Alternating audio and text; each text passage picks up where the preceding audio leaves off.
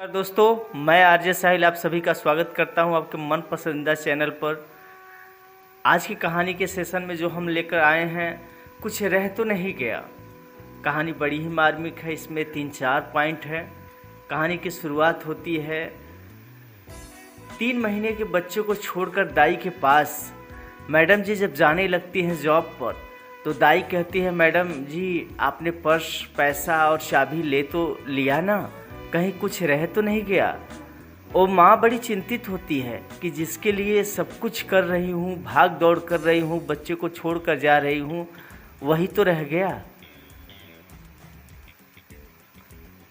शादी में दुल्हन की बुआ ने भाई से कहा, बारात विदा होने के बाद, लड़की की विदाई होने के बाद सब कुछ समेटते हुए, भैया देखो कहीं कुछ रह तो नहीं गया। लड़की का बाप जाता है रूम के अंदर देखने के लिए, तो कुछ सूखे हुए फूल मिलते हैं और उन सूखे हुए फूल को देखकर वो एक कई साल से सजाई और पाल पोस कर बड़े लाड़ प्यार से बिटिया को जो बड़ा किया था, अब वो नहीं रहा तो सिर्फ कुछ सूखे फूल। और फिर आवाज़ आई बुआ की, कहीं कुछ रह तो नहीं गया। तो बाप की आवाज़ आई कि अब बचा ही क्या जो रह जाएगा। बड़ी मन्नतों के बाद बेटे को पढ़ाई के लिए विदेश भेजा था। विदेश में बेटा सेटल्ड हो गया और वहीं पर शादी कर लिया। बच्चा पैदा हुआ, 3 माह का हुआ, तब बड़े ही मुश्किल से दादा को 3 माह का वीज़ा मिला कि आकर के अपने पोते को देख ले।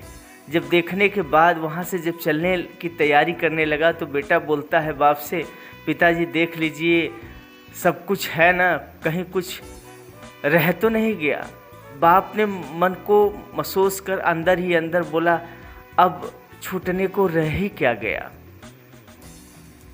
सेवानिवृत्त की शाम को पीए ने बड़े बाबू से कहा, बड़े बाबू देख लीजिए आपकी टेबल पर कहीं कुछ रह तो नहीं गया। बड़े बाबू ने बड़ी ही मार्मिकता से कहा, पूरी ज़िंदगी तो इसी टेबल पर बिता दी, अब क्या रह गया, पूरी ज़िंदगी तो यहीं रह गया। स्मशान से लौटते वक्त बेटे ने फिर से गर्दन घुमाई, एक बार पीछे देखने के लिए। पिता की चिता की सुलगती आग को मन भर आया, भागते हुए गया वहाँ देखने के लिए कि पिता की एक झलक दिख जाए, लेकिन दिखी तो बस सुलगती आग। आंखें भर आई। वापस जब लौट कर आया तो उसका दोस्त बोला, कहीं कुछ रह तो नहीं गया। तो दोस्त ने कहा, नहीं कुछ नहीं रह गया, जो कुछ है अब मेरे पास है।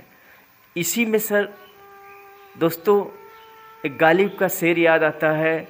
गालिब ने कहा, मैं अपने बाप के जनाजे में फातिया पढ़ने नहीं गया, क्योंकि मेरा बाप मुझ में जिंदा है। एक बार समय निकालकर इस बात को ज़रूर सोचिएगा कि कहीं कुछ रह तो नहीं गया। ये जो ज़िंदगी है हमारी, इसको हंसी खुशी से बिता लो। बाद में ऐसा ना हो कि कहीं कुछ रह तो नहीं गया, कहीं कुछ रह तो नहीं गया। धन्यवाद दोस्तों। कहानी पसंद आए like, subscribe, share, follow, comment ज़रूर करिएगा। फिर मिलेंगे।